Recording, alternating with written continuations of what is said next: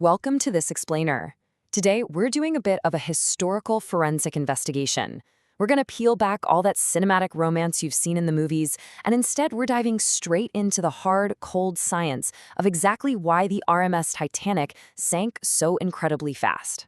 And to hook you right off the bat, forget everything you might have heard about a mythical 300-foot gash tearing the ship's hull completely open. That just didn't happen. It wasn't one massive, gaping hole that doomed the ship. It was actually a series of really narrow openings, basically tiny slits, that all together totaled a mere 12 square feet of damage. I mean, think about that. That's roughly the size of a standard front door. So how on earth does 12 square feet of damage sink a 46,000-ton Leviathan? Well, to answer that, let's start with part one, the unsinkable myth. You see, the ship's builders were just so incredibly confident in their brand new turn-of-the-century technology that they actually made this bold claim. They said that even in the absolute worst possible accident at sea, the Titanic would stay afloat for 2 to 3 days. 2 to 3 days! They figured that would provide more than enough time for nearby ships to swoop in, pick everybody up, and save the day.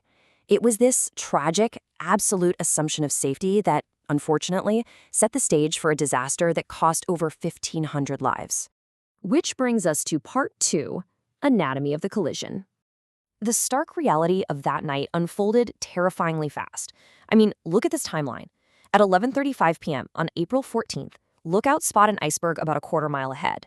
Just 5 minutes later, at 11:40, the Titanic, which is cruising at roughly 22 knots right through Iceberg Alley, sideswipes the ice. Fast forward to midnight, and water is already spilling over the transverse bulkheads.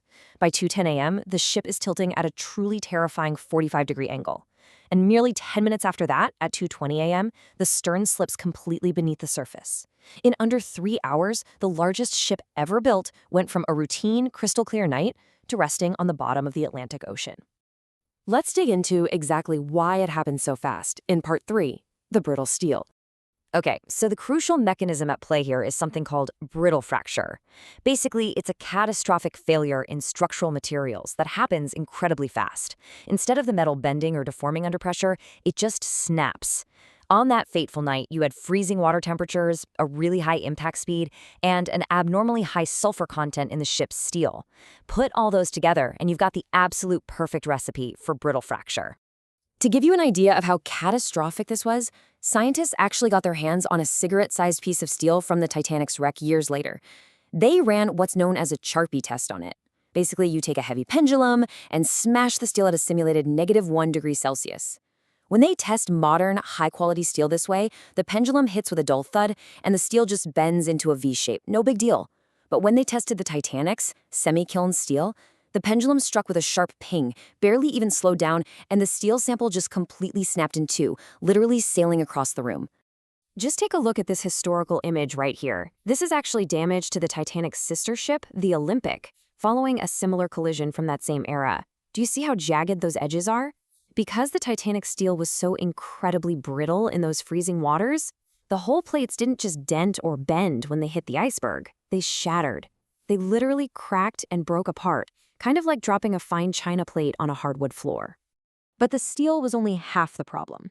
Let's look at part four, the fatal rivets. Now, this is fascinating. This is an actual recovered wrought iron rivet brought up from the Titanic wreck. And if you look closely, its interior head is just completely missing. When analysts looked at rivets like this one, they found they contained up to 3 times the normal amount of slag.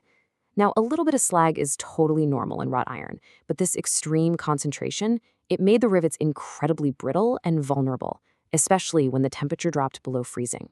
So here is what went down. When that massive iceberg impacted the hull plates, the freezing temperatures caused the brittle heads of those low-grade rivets to literally just pop off. Instantly, all those massive structural loads transferred to the neighboring intact rivets, instantly pushing them past their breaking point too. The result? Instead of slicing the metal completely open like a can opener, the iceberg triggered a deadly chain reaction. The hull seams essentially unzipped, parting ways and opening up those narrow slits directly to the freezing sea.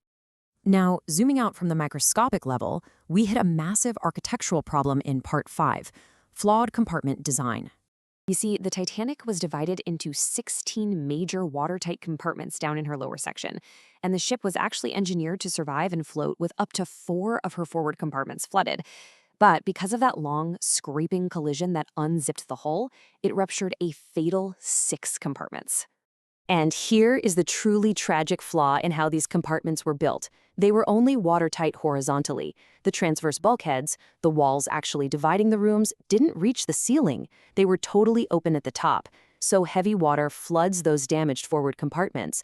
That immense weight pulls the ship's bow downward.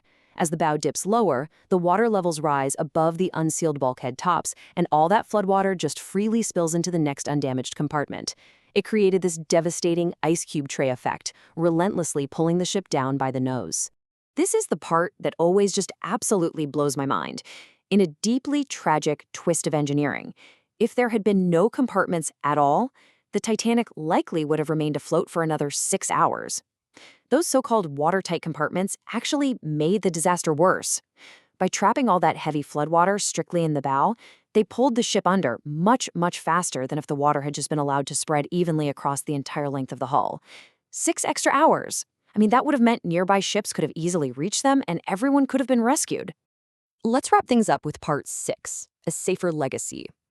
If there is any silver lining here, it's that out of this profound disaster came sweeping, permanent changes to global maritime safety. Before 1912, lifeboats were based on outdated minimums related to ship tonnage, not the actual passenger count. After Titanic, you had to have lifeboat capacity for every single soul on board. Hull designs shifted entirely from single bottoms to double bottoms that extended way up the sides. Those flawed compartments we just talked about, new regulations demanded raised transverse bulkheads that were truly entirely watertight. And optional wireless communications suddenly became 24/7 requirements, alongside the creation of the International Ice Patrol. These were hard-learned lessons, but they ultimately saved countless lives in the decades that followed. But it does leave us with a question that still really resonates over a century later. Does our technological ambition today still outpace our understanding of the materials we build with? The Titanic teaches us that just because we have the tech to build something totally unprecedented, we have to continually ask ourselves if we truly understand the hidden limits and risks of the materials we're relying on. It's a pretty powerful reminder to always pair our greatest ambitions with an equal measure of caution and understanding. Thanks so much for joining me on this explainer. And as always, keep asking the big questions.